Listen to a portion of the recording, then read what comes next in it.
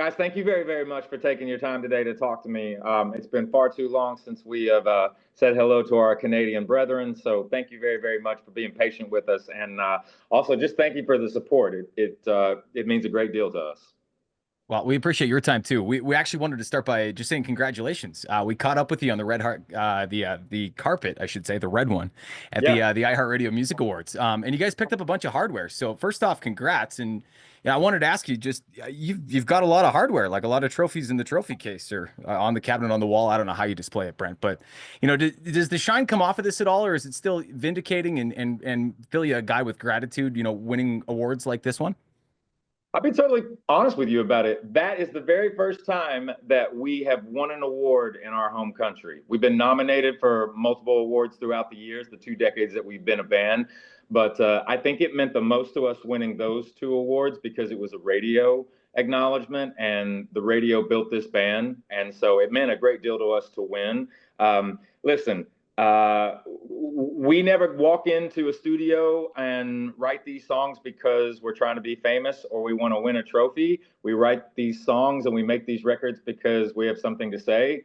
But at the end of the day, as an artist, to be nominated is really, really, it's awesome.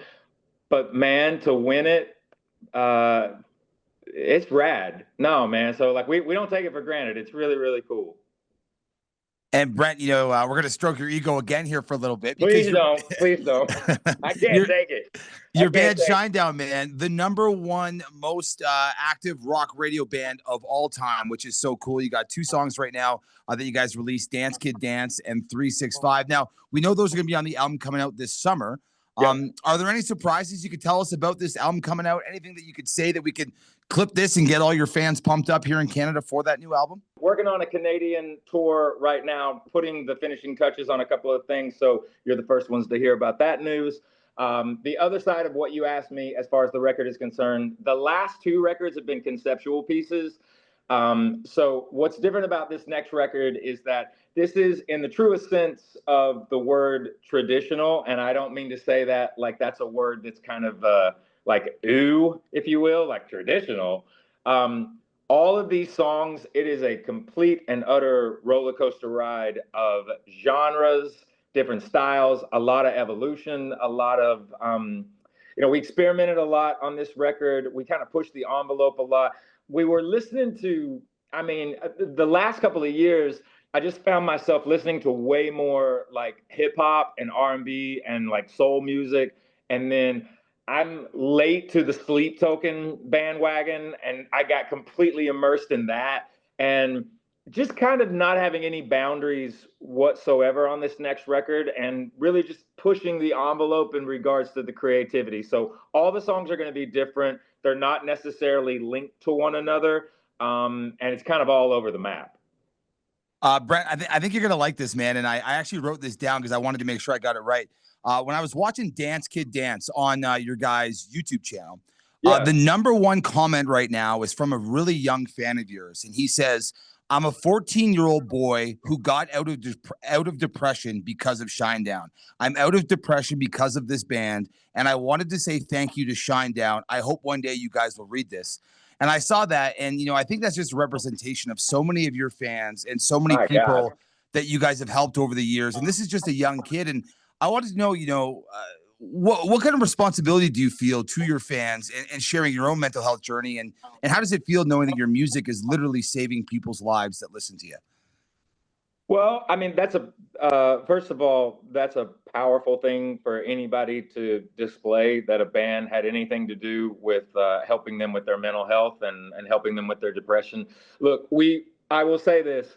The band has never been, we've been talking about mental health for the better part of 2 decades before it was kind of like brought out in the open. I'm glad that now in society, I think that the stigma isn't as brutal as it used to be. I think that sometimes people have a hard time expressing their emotions, especially in a world that we live in where social media kind of overtakes everyone and everything you do is microscoped or marginalized sometimes, or something that you might say would be pitted against you because everybody has an opinion, but you can't necessarily focus so much on that. You got to take care of you. You've got to take care of what you're going through. I have a 17-year-old son, And I remind him a lot because he's becoming a young man and he's becoming a young adult. I'm like, look, I know you may not believe this, but I was a 17-year-old boy once too. And I know exactly what you're going through right now. There's a lot of changes going on and things are just different. The world is really, can be extremely intimidating. So when it comes to the actual music, we are very connected with the audience, whether they've been a fan of the band from like day one or they're just kind of finding out who we are. The one thing that they know about us is we speak about the music that we write and the songs that we talk about. They're all coming from, very real personal experiences. But I think the authenticity is the number one characteristic of what we do. We know the audience is listening. We know that, they're going to spot it a mile away if you're not being genuine or if you're pandering. And we just never tried to do that under any circumstances. And we have the greatest fan base in the world, 8 to 80, from all walks of life. So, man, that's super rad that you read me that. I don't necessarily know if I would have seen that or not, but to that young man, I'm super, super proud of you, my guy. Keep going. Brent, you alluded to a tour, and believe me when I say Canada is so ready to have you again. In the meantime, we know you're going all across America, including a date at Madison Square Garden and a bunch of other arenas. $1 from every ticket is going to Musicians on Call. I wanted to ask you why that charity. Shinedown has a long history of philanthropy and giving back, brother. But why that charity? Why Musicians on Call? The reason for Musicians on Call was it was such a unique organization where they literally go into hospitals all across the country and they play for the patients, whether, and it can be pediatric, it can be, if you're older or what have you. It's kind of, their whole mission is to kind of go into these facilities where it can be kind of mundane, and the healthcare workers are doing everything that they can to help those patients that are either in treatment. They've got to go into, multiple surgeries. They've had something happen in the family, and all of a sudden the family is, in the hospital and they're there for an extended period of time. And they just come in and they sing and they just try to give the gift of music to lift everyone's spirits. And they're just a really rad organization that makes sure they just keep the mental focus and the mental health on the family, the patient, because music is powerful. And we just wanted to help that organization because it was something unique, and we just wanted to give back. They give back, and the people that are involved in that, you don't realize the power of music until you walk into a hospital and start playing songs for patients, and you just see their faces light up. I told that hashtag Shinedown Shares. We were looking at that, Brent, and you got such a long history of giving back, and it reminded me a lot of what Metallica's done with All Within My Hands. How important is it to be giving back like that on the regular? I mean, you're already creating a bond and sharing so much with the music and with the lyrics, and with your words and that connection with the fans. But how important is giving back amidst all this success? I think that it's really about paying it forward more than anything. You want to help your fellow, man, woman, child. We're all connected.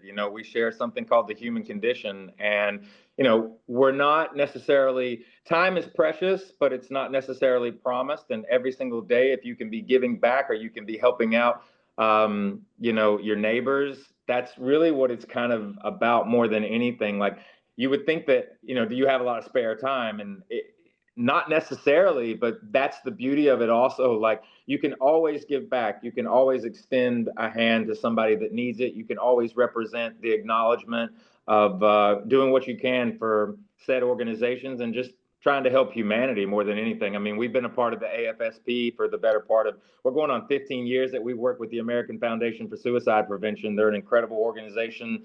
Now working with Music Cares as well and Musicians on Call.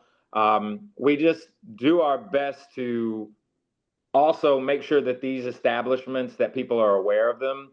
And if you can give back in any way, do your best. And that doesn't mean you got to give, hundreds of thousands of dollars or anything like that. Just give it an acknowledgement, because you never know who's going to see it. And that organization may help that person. And Brent, I told you we were going to stroke your ego a bit at the beginning of this interview, but you guys really are such good dudes, man. Not only as a band with the messages in your songs and the giving back you talked about. I have a buddy of mine who's got "Fly from the Inside" tattooed on his chest, a lyric of yours, and And I know your music, like we talked about, means a lot to a lot of people. How surreal is it after, all these years and, you putting your heart to that pen to the paper and write these songs to still see, your fans wanting to tattoo the words you came up with on their body forever? Grateful, really, more than anything. Just extremely, and I mean this, like, just humbled that people still care, that the audience is continuing to grow. I mean, it's interesting too now because you're in that area of time where the audience, I love the fact that because music is way more accessible now, you have a younger generation that's hanging out with the older generation, and that music is much more broad. It's not so built around genres anymore. Like, you can have different artists like on different festival bills, and you can have different artists like collaborating with one another. So to bring everyone together, I think, is the number one aspect of what we do. So 20 years into doing what we do, I would like to think that we really push the envelope. We're kind of known. I've not said this, people have said it about the band before. The lyrics mean a lot to us. Like, we spend a lot of time on the message of the song. So the band's always kind of been a little cerebral when it comes to that. So the focus is to evolve and to never write the same record over and over again. And you do your best not to write the same song twice. But I'm proud of the last 20 years, but I'm focused on the next 20 years. I feel like where so many people have preached division, Brent, Jesse and I are trying to restore and repair the relationship between Canada and America. So, man, it is a wild time to be alive. It feels like we're living in a South Park episode, honestly. All that to say, what do you love about Canada? I'd love to know, what excites you about coming up here for a tour again, and what do you love about Canada, Canada's rock fans? I'll put you on the spot with that one. We love that you gave us our dear, dear friends in 3 Days Grace. A tech, an engineer that's known in the live touring world. His name is Hoogie. He's quite a famous Canadian in the inner circles of the touring industry. He has worked with us for many, many years, but we absolutely adore him. Canada, just in general, every single time that we've ever come into the country, and I have a past, so I made it difficult on myself. So that's always been, a fun time, quote unquote, at the border. But I did my due diligence and what I needed to do over the years, and I'm welcomed every time to Canada now, which is wonderful. But you absolutely 100% know how to throw down in a live music setting. You are the absolute, I'm going to say this in the most endearing way. You are batshit crazy.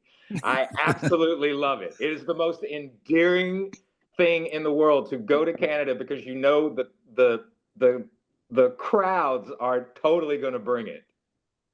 Well, Brent, you got some hardware from iHeartRadio. You got a couple new songs out there on the radio. Dance Kid Dance, 365. New album coming out this summer. You just told us for the first time that you guys will be hitting Canada very, very soon on tour. We can't wait for all of that, man. Thank you so much for taking some time and hanging out with us this afternoon. I appreciate you. I was with Mike Kruger the other day, and I told him I was going to tell everybody what's up from Nickelback. So much love and respect to everybody. We'll see you guys and girls soon. Appreciate you.